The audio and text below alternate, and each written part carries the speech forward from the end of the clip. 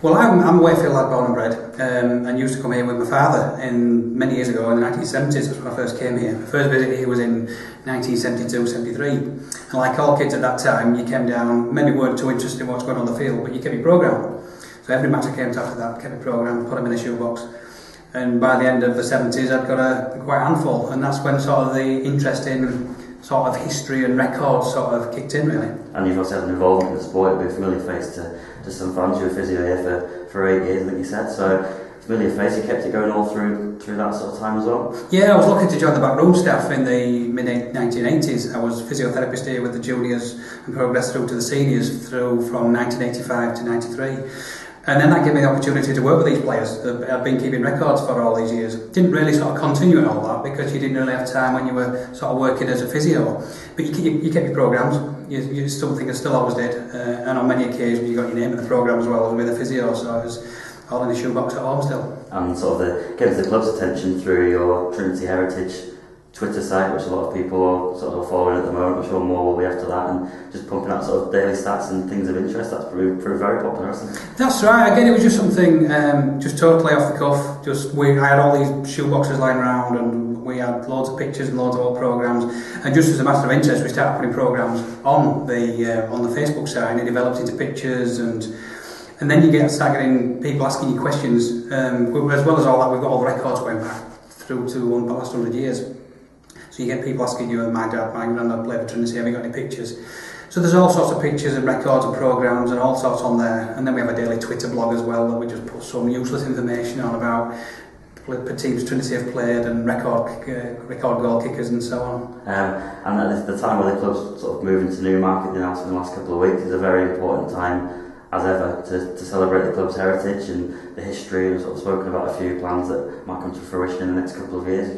There's a bit of an insight, so we want some support and involvement in those as well, won't we? Yeah, it's exciting times because all the focus at the moment is on the present day Wakefield Trinity Wildcats. Obviously we've got 100 years of heritage going back, and the fans will know a lot more than I will along the way. So it's all small acorns to begin with. We're all going to just sort of get things moving and just build up records.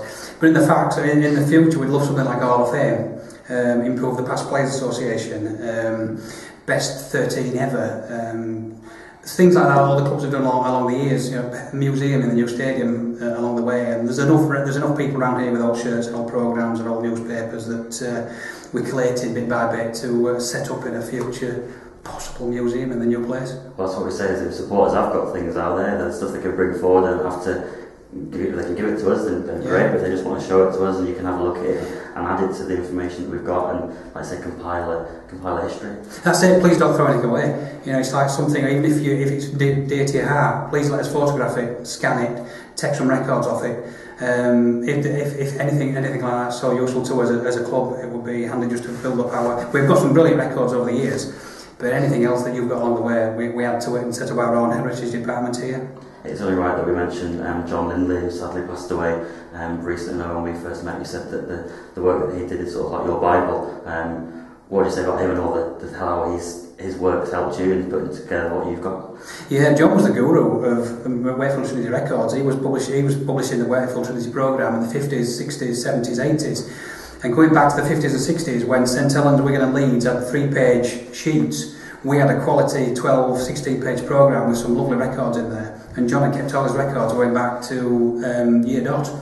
And obviously he was the historian. He'd written the Trinity Bible, written a couple of Trinity books that most people around Wakefield use as our Bible. So yes, a very well respected gentleman in these parts. I want a bit on the spot for you. What would you say is your favourite piece of memorabilia or that you've got that you've perhaps picked up over the years? Well, going back, obviously before my time, I've got programmes going back to the Cup finals. My granddad went to the 1946 Wembley Cup final, the big Wigan 13-12 down there. So I've got his programme from 70 years ago now.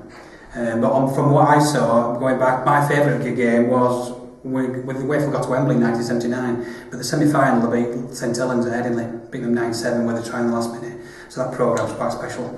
Andy Fletcher racing down the wing and scoring in the corner. Pretty good memories to me.